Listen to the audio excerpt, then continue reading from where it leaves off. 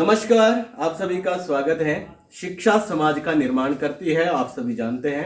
ऐसे ही समग्र शिक्षा हिमाचल प्रदेश के माध्यम से अपने विद्यालयों में जो हमारे शिक्षक हैं उनकी गुणवत्ता संवर्धन के लिए प्रयास किए जा रहे हैं और उसके लिए ट्रेनिंग प्रोग्राम जो है वो स्टार प्रोजेक्ट के अंतर्गत चलाए जा रहे हैं।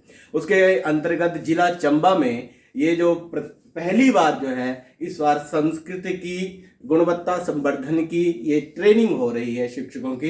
इस ट्रेनिंग में पूरे हिमाचल प्रदेश के 12 जिलों से शिक्षक यहाँ पर पधारे हुए हैं और आज तो इस ट्रेनिंग का तीसरा दिन है और तीसरे दिन में आज थोड़ी सी गतिविधि का भी बीच में एक सेशन रखा गया है।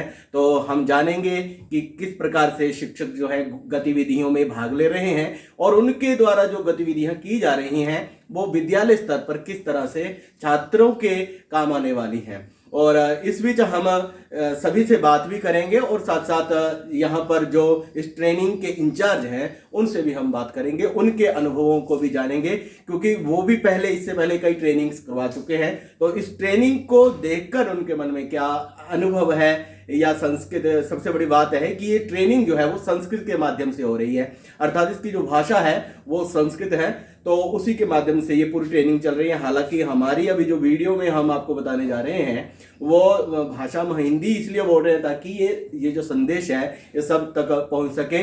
मेरा नाम है डॉक्टर अमनदीप शर्मा और मैं भी इस ट्रेनिंग का हिस्सा हूं और इस ट्रेनिंग को करवाने के लिए हमें जो है समग्र शिक्षा अभियान ने यहाँ पर भेजा है। तो आइए आज सबसे करते हैं वार्तालाप। आप सभी का स्वागत है डाइट चंबा में। आप इस समय देख रहे हैं कि डाइट चंबा में संस्कृत शिक्षकों की एक ट्रेनिंग चल रही है। ऐसा ये पहला अवसर है जब हिमाचल प्रदेश में इस तरह की जो पहल है वो शिक्षा विभाग के द्वारा की जा रही है। ये हैं डॉक्टर प्रेम जी और साथ में एक बंधु और हैं, साथ में अभी ये एक पोस्टर का निर्माण कर रहे हैं। हम इनसे जानेंगे कि आप ये क्या कर रहे हैं और इसका विद्यालय छात्रों के लिए क्या लाभ होने वाला है। तो नमस्कार। समाज के विषय में हम ये प्रतिकृति का निर्माण कर रहे हैं। जो छात्रों में कहीं क्लेश होता है, कहीं पे काठिन्य होता है, उसके निवारण के लिए इस चार्ट का निर्माण किया जा रहा है। इससे उनको सरलता होगी और विषय को सरलता से वो जानेंगे। अब हम चलते हैं अगली टीम के पास। जी राकेश जी नमस्कार। नमो नमः महोदय।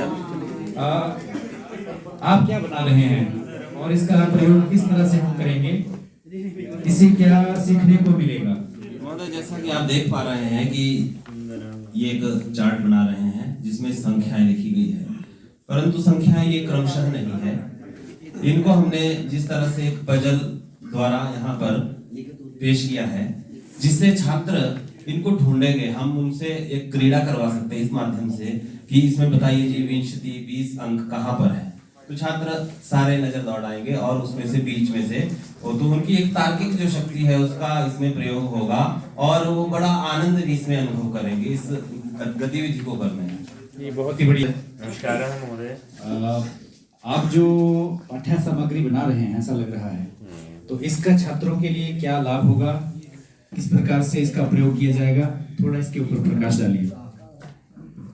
सामान्यतः हमारे पास विशेष्य का विषय है, तो इसमें क्या है कि क्या विशेषण क्या है जिससे हम विशेषता को बताते हैं कि भाई फलाने वस्तु की विशेषता। जैसे हम यहाँ पर देख रहे हैं अभी विशाल ग्राम, तो हम छात्रों को ये बता सकते हैं कि यहाँ पर गांव तो है लेकिन कैसा है, विशाल बड़ा गांव है। तो ये विशाल क्या है, इसकी विशेष गांव की विशेषता बता रहा है। वैसे ही जो है यलिंगम यद्वचनम या च विभक्ति विशेषस्य तद्लिंगम तद्वचनम सा च विभक्ति विशेषणस्य। तो इससे हमारा जो है जो वचन लिंग इससे भी जो कैसा संबंध है, विशेषण का विशेष से किस प्रकार से संबंध है, इस चीज को हम दर्शाने का प्रयास कर रहे हैं। धन्यवाद। धन्यवाद जी, बहुत बहुत धन्यवाद जी। नमस्ते महोदय। नमस्ते मान्यवर। भवन्तः सर्वेपि बहुतन्तः एकं चार्ट् निर्माणं कुर्वन्तः सन्ति। अस्य प्रयोगम्, अस्य लाभाः छात्राणां कृते तस्य कः प्रयोगः भविष्यति, किम् अनुकूल्यं भविष्यति, अधिगमे कः लाभः भविष्यति इत्यादि विषये भवन्तः किञ्चित् स्वविचारान् कृपया प्रकटयन्तु। महोदय, अस्माकं दले वयं चत्वारः शिक्षकाः आसम्। वयं चार्ट् इति माध्यमेन गणना कक्षे कथं प्रयुज्यः इति विषयं लब्धम् अस्माभिः। तत्र 1तः 20पर्यन्तं गणनायाः प्रयोगं, तत्रापि 1तः 4 पर्यन्तं लिङ्गभेदसहितं, यथा 1 पुल्लिङ्गे, 1 स्त्रीलिङ्गे, 1 च नपुंसकलिङ्गे, 2 पुल्लिङ्गे, 2 च स्त्रीलिङ्गे, 2 नपुंसकलिङ्गे अपि, 3 पुल्लिङ्गे, 3 स्त्रीलिङ्गे, 3 नपुंसकलिङ्गे इति। चतुर्शब्दः पुल्लिङ्गे 4, 4 स्त्रीलिङ्गे, तदनन्तरं नपुंसकलिङ्गे 4 इति प्रयुज्यते। तदनन्तरं 5, 6, 7, 8, 9, 20पर्यन्तं क्रमशः पुल्लिङ्गे, स्त्रीलिङ्गे, नपुंसकलिङ्गे च समं भूयात्। संख्यासु लिङ्गे।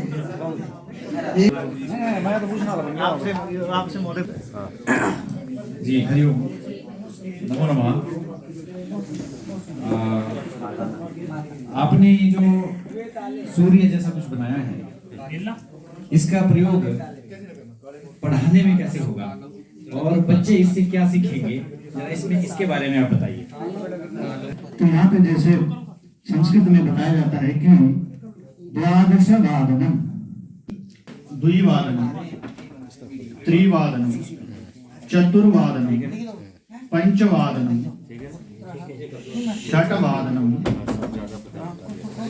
सप्तवादनम, अष्टवादनम। बहुत धन्यवाद। ये समय की जो घड़ी है, ये हमें संस्कृत में समय सीखना सिखा देगी, कैसे समय को संस्कृत में हम प्रयोग करते हैं। बहुत बहुत धन्यवाद। उपरि स्थापयामः। अत्र मानव शरीरस्य अंगानि। अच्छा, ते महोदय।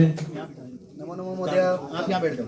तेन चित्रेण माध्यमेन कक्षायां छात्रः शरीरस्य अंगानि संस्कृते ज्ञातुं शक्नोति। यतो हि हिंदी भाषायां सः जानाति, आङ्ग्लभाषायां सः जानाति, पहाड़ी भाषायां अपि सः जानाति, परं च संस्कृते अपि अंगानां ज्ञानं भविष्यति।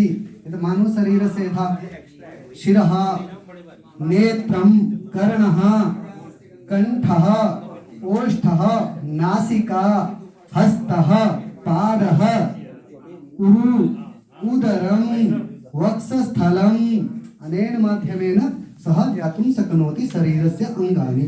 धन्यवादः। धन्यवादः। हाँ जी, आप सभी को नमस्ते।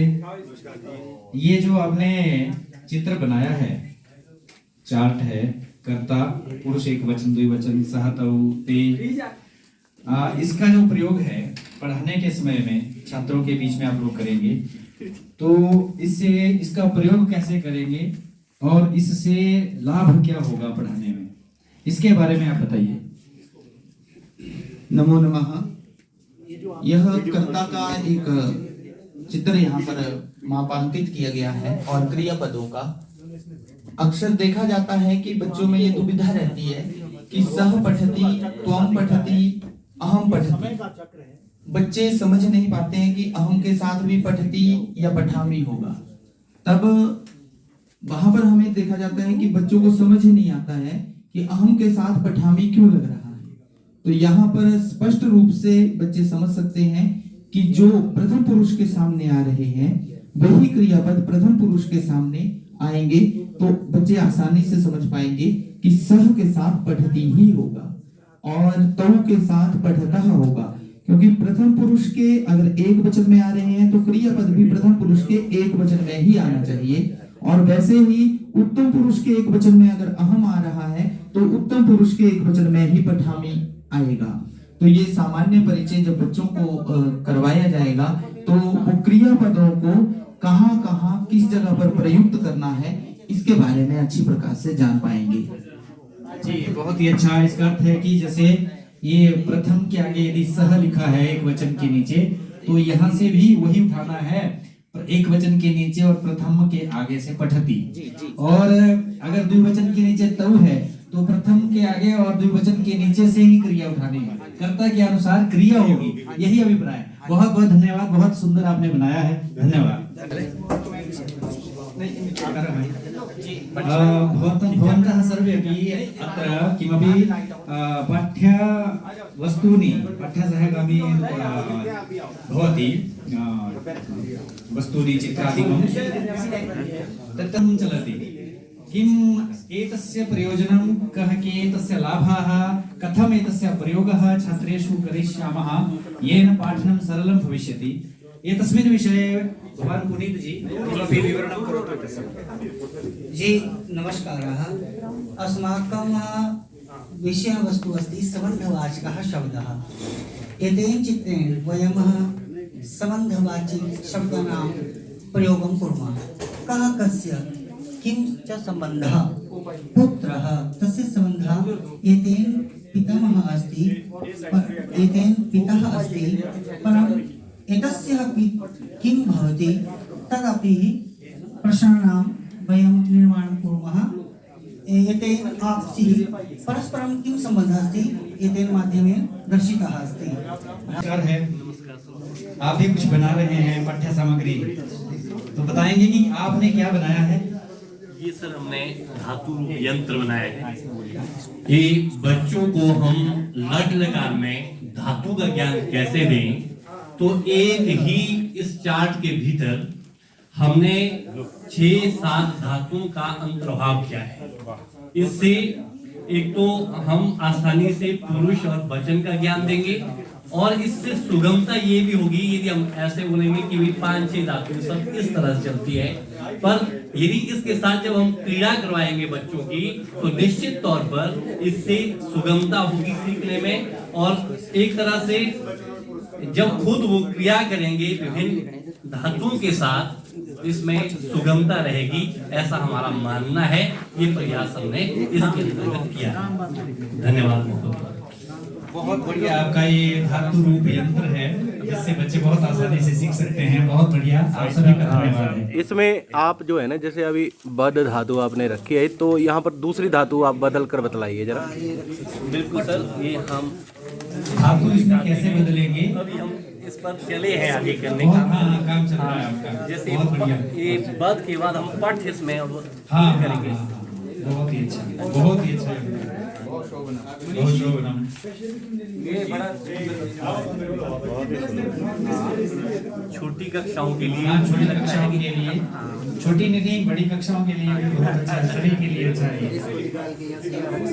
हाँ, आप सभी बहनों को नमस्ते। नमस्ते। आपने भी एक पाठ्य सामग्री का निर्माण किया है, तो इसमें बालक जो है सीखने के लिए बहुत ही लालायित रहते हैं और उनको सीखने में आसानी भी होगी। तो आप बताएंगे कि इससे बच्चों को सीखने में किस तरह से आसानी हो सकती है, बच्चे इससे क्या लाभ प्राप्त करेंगे और कितनी आसानी से सीख पाएंगे, और कैसे कैसे क्या क्या सीख सकते हैं? चित्र को जैसे हमने बनाया है नारंगम, तो वह चित्र को देख के जान सकता है कि ये किस चीज़ का फल है। और जैसे घर में भी खाते बच्चों को, तो कईयों बच्चों को मतलब फलों के नाम नहीं पता होता है, तो इसके माध्यम से वह समझ सकता है कि ये नारंगम का फल है, संतरे का। रंगों का भी ज्ञान होता है इसको। रंगों का भी ज्ञान होता है। जी, बहुत ही अच्छा है। और ये एक बड़ा अच्छा बना रखा है। चित्र के द्वारा आपने जो शब्दकोश का ज्ञान देना है बच्चों को, इसके माध्यम से अच्छी तरह से आप दे सकते हैं। बहुत बढ़िया है, आप सभी का धन्यवाद। डाइट चंबा में चल रही जो कार्यशाला है, जिसमें कि श्रोत व्यक्तियों के निर्माण के लिए वर्कशॉप का आयोजन किया गया है। यहाँ के जो टीचर ट्रेनिंग के जो इंचार्ज हैं, उनसे विचार लेते हैं इनके इस कार्यशाला के बारे में क्या विचार है। महोदय नमस्ते। जो ये कार्यशाला आपके तत्वावधान में यहाँ चल रही है, इसके बारे में आप अपना अनुभव, अपना विचार हम सबको बताएंगे। जी सर, धन्यवाद। और सबसे पहले तो हम अपने आप को भाग्यशाली समझते हैं कि जिला चंबा में राज्य स्तर की इस तरह की पहली कार्यशाला करने का हमें मौका मिला है। मुझे भी समग्र शिक्षा अभियान में काम करते हुए 14-15 साल हो गए हैं, परंतु अभी तक इस तरह की कार्यशाला कभी हुई हो जिला चंबा में राज्य स्तर की, मुझे नहीं लगता और मेरे ध्यान में भी नहीं है। तो हम धन्यवाद करते हैं माननीय राज्य परियोजना अधिकारी समग्र शिक्षा हिमाचल प्रदेश श्री राजेश शर्मा जी का, राज्य teacher training coordinator madam Sonia Sharma ji का, कि उन्होंने हमें इस कार्यशाला को आयोजित करने का मौका दिया। और साथ में मैं धन्यवाद करना चाहूँगा हमारे जिला परियोजना अधिकारी श्री सुमन कुमार विनाश जी का, जिन्होंने इस कार्यशाला को करने के लिए इस जो है वो मुझे ये दायित्व सौंपा और कहा कि हमने ये कार्यशाला जो है वो चंबा में करवानी है। तो हम बहुत भाग्यशाली हैं कि हमें ये मौका मिला है। जहाँ तक इस कार्यशाला की बात है, इसमें पूरे प्रदेश से जो है वो 60 के करीब जो है वो लोग भाग ले रहे हैं और सभी जिलों की पार्टिसिपेशन जो है वो इसमें हुई है। सभी जिलों से जो मास्टर ट्रेनर हैं वो ट्रेनिंग लेने के लिए यहाँ पे आए हैं। दूर दराज क्षेत्र है चंबा, परंतु फिर भी सभी जिलों से लोग आए हैं और बड़ी खुशी के साथ चंबा में आए हैं। ये बहुत ही अच्छी बात है।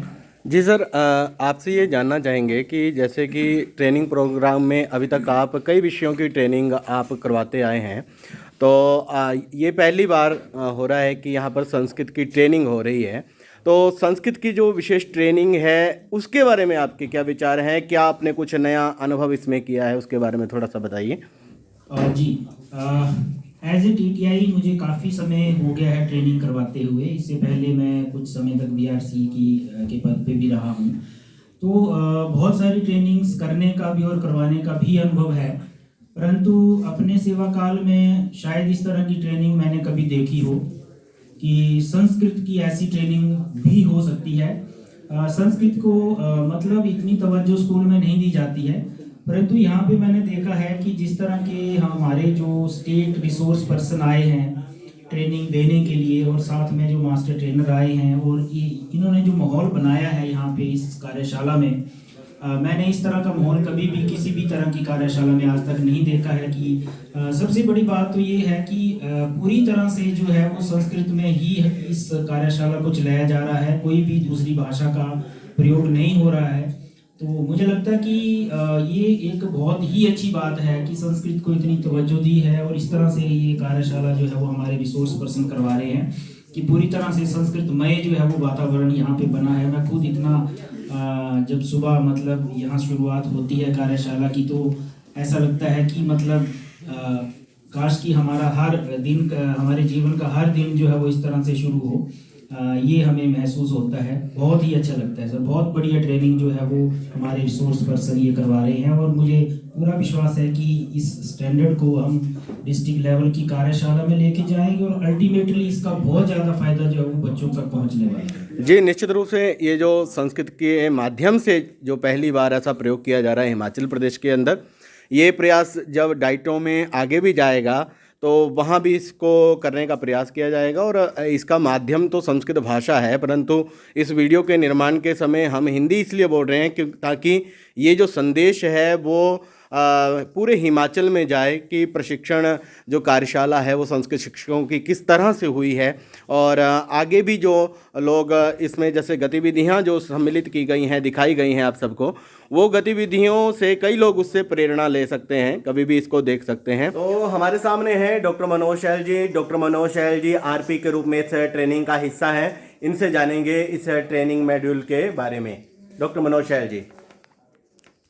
जी धन्यवाद डॉक्टर अमनदीप जी। समग्र शिक्षा हिमाचल प्रदेश शिक्षा की गुणवत्ता के लिए कार्य कर रहा है और हर विषय में गुणवत्ता आए इसके लिए समग्र शिक्षा ने एक मॉड्यूल तैयार किया है जिसे हम मापांकन कहते हैं। तो लगभग पूरे प्रदेश में 6 विषयों के जो मापांकन कार्यशाला है वो संपन्न हो चुकी है और संस्कृत विषय की ये जो कार्यशाला है यहाँ डाइट चंबा में हो रही है और इस कार्यशाला में पूरे प्रदेश से 60 शिक्षक जो है प्रशिक्षण ले रहे हैं। ये सभी शिक्षक जो है अपने जिला में जाकर के प्रदेश के विद्यालयों में जो 9वीं 10वीं कक्षा को संस्कृत विषय पढ़ाते हैं उन शिक्षकों को इस तरह से वो प्रशिक्षण देंगे ताकि बच्चे उस प्रशिक्षण का लाभ ले पाएँ। हमारे इस विषय में जो राष्ट्रीय शिक्षा नीति आई है उस राष्ट्रीय शिक्षा नीति में भाषाओं के संवर्धन के लिए किस प्रकार से वहाँ पर विचार प्रकट किए गए हैं और कलाओं का संवर्धन कैसे हो, संस्कृत को किस तरह से प्रतिष्ठापित किया जाए, इस विषय पर इस कार्यशाला में बताया जा रहा है। और हमारे जो साहित्यिक विषय हैं, संस्कृत में जो हमारी पाठ्य सामग्री है, जो पाठों का विभाजन किया गया है, गद्य के पाठ हैं, पद्य के पाठ हैं, तो उस पद्य पाठन की, गीत पाठन की क्या विधाएं हैं, श्लोक पाठन की क्या विधाएं हैं, गद्य में हमारे जो निबंधात्मक पाठ हैं उनके पाठन की क्या विधाएं हैं, नाटक पाठन की क्या विधाएं हैं और एकांकी पाठन की क्या विधाएं हैं, उन सारी विधाओं का जो है विस्तृत रूप से विवरण जो है इस कार्यशाला में दिया जा रहा है, ताकि उनसे हमारे बच्चे जो है वो लाभान्वित हो सके। इसी के साथ साथ